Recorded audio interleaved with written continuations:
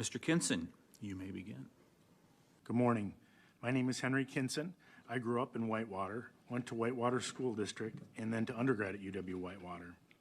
I served on the Whitewater School Board for 7 years, and I'm also the parent of 4 boys who have attended Whitewater Public Schools, with one still a sophomore there. I was asked to come here to testify as to the educational situation in my hometown of Whitewater due to the large recent influx of non-English speakers.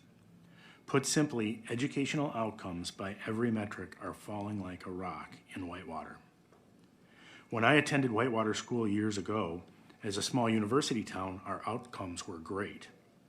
Certainly in the top third of the state and always the best in the area. Over the last 4 years, Whitewater has had the biggest drop in academic achievement in the state for larger districts. Today, we rank in the bottom 5th of all districts across the state and are still falling. The reasons for our falling test scores are no secret. All you have to do is go to Wisconsin's Department of Public Instruction website to see that the 3 drivers of academic achievement across the state are special needs kids, economically disadvantaged kids, and English learners, otherwise referred to as ESL. That's it. The more a school district has of any of these kids, the lower the academic results will be, and vice versa, and it's true everywhere. Any district's test scores are basically a math problem. So what inputs have been changing at Whitewater? Our proportion of special needs kids, while high at about 20%, the state average is 14, has not been growing. Similarly, our proportion of economically disadvantaged kids is also high, but hovers around at 50%, whereas the state average is 45, which leaves English learners. As recently as 2021, the district had 236 English learners. Last year it was 352, an increase of 50% in just 2 years, and growing. Migrant children are almost always both economically disadvantaged and ESL, and sometimes special needs as well. I just spoke with a friend who is a paraprofessional in the district whose job it is to care for special needs kids, and she told me of a family that just moved here who has 2 out of their 3 kids being high special needs, like having to have their diapers changed as kindergartners. This requires the district to transfer those kids to special facility in Elkhorn, which costs the state even more money. At Lincoln Elementary, more than a quarter of the kids are ESL. Such a large and growing proportion of kids who aren't native speakers invariably drives academic achievement down for everyone, and we are no exception. Last year, with 25% ESL kids in the school, Lincoln sent 80% of its 5th graders into middle school testing below grade level in English. This data is public, it's from Wisconsin's own DPI. To combat this, the Whitewater School District spends hundreds of thousands of dollars trying to get the migrant kids up to speed. But these expenditures necessarily come at the expense of other things, such as lowering teacher to non-ESL student ratios, so overall test scores drop. Another dynamic that many people don't think about is open enrollment. Here in Wisconsin, we have public school choice. So if you don't want your kid to go to your home district, you can enroll them in another one. As Whitewater's academics have declined, the number of parents placing their kids out of the district has increased, which further depresses test scores and decreases revenue, as the most involved parents are the ones most likely to move their kids somewhere else. Hundreds of Whitewater parents do this every day, with more than 200 kids going to schools outside the Whitewater district, more than 10%.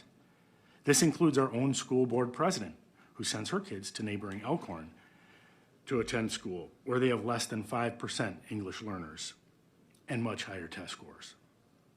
There's a boy who lives in the district who got a perfect ACT test result this spring, but he doesn't go to Whitewater schools. This movement of students outside the Whitewater district costs us almost $2 million a year in revenue and illustrates the negative feedback loop that can occur as a district faces a large influx of English learners like the ones we are experiencing real time. To see what we are heading for, we don't need to look any further than our neighboring district of Delavan, which began facing an influx of English learners about 30 years ago. It now has the highest proportion of resident kids in the state enrolling out, almost 40%. 40% of the parents in Delavan send their kids outside of Delavan.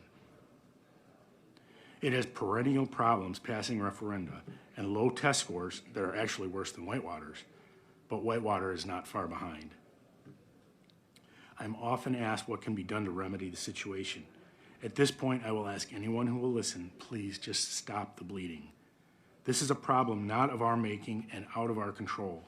It is frustrating hearing politicians imply that the residents who care about their kids' instructional quality are somehow racists or xenophobes, as their own children attend classes at public and private schools with few to no English learners.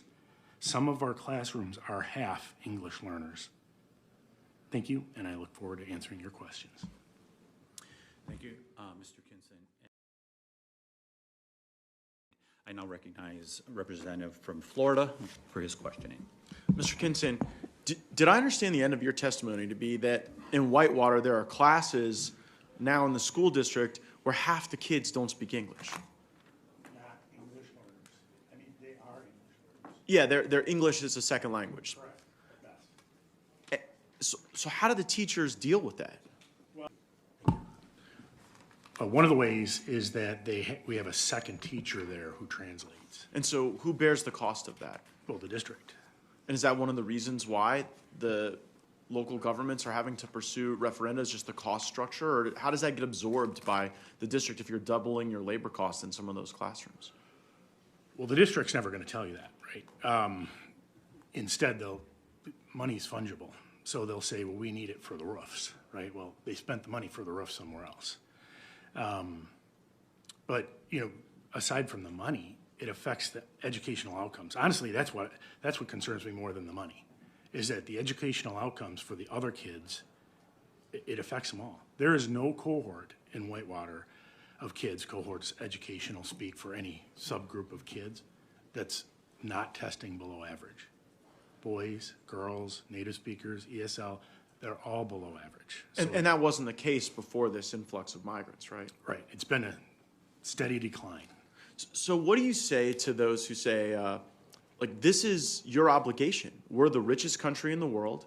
We have all the benefits of being Americans. And really, it's the duty that we have to open our doors and invite migrants to come here and utilize our services. Yeah, their kids don't go to Whitewater. And why do you say that? Well, the people who are most likely to say that are sending their kids to a public school, or more likely a private school, where they probably don't have one or two English learners in their classrooms. Really, so it's the public schools with the working class people that you're testifying bear the brunt of this, not the people who have the money and maybe just even the time, to be able to drive your kid outside the district to another school. Well, take our representatives, for example. Tammy Baldwin doesn't have any kids in the Whitewater schools. She doesn't have kids, right? Governor Evers doesn't have any kids in the Whitewater schools. But Governor Evers came by to say Lincoln was a success story. Lincoln is not a success story. 80% of the kids were testing below average, or were not at grade level in 5th grade. That's not a success story. That I think that's in spite of the efforts that these teachers are taking on a Herculean task, right? So this is no reflection on the teachers at all. I mean, I have a lot of friends who are teachers, but they're fighting an uphill battle. Yeah, and I wonder, to what extent is this just the front end of the wave? Is every town going to be Whitewater soon? Here there was a unique circumstance where there was excess housing available, there was a need for work in agriculture, so substantial percentage now of the town are these migrants who've taken up there, right? Well, I think what happens is that there's a critical mass, right?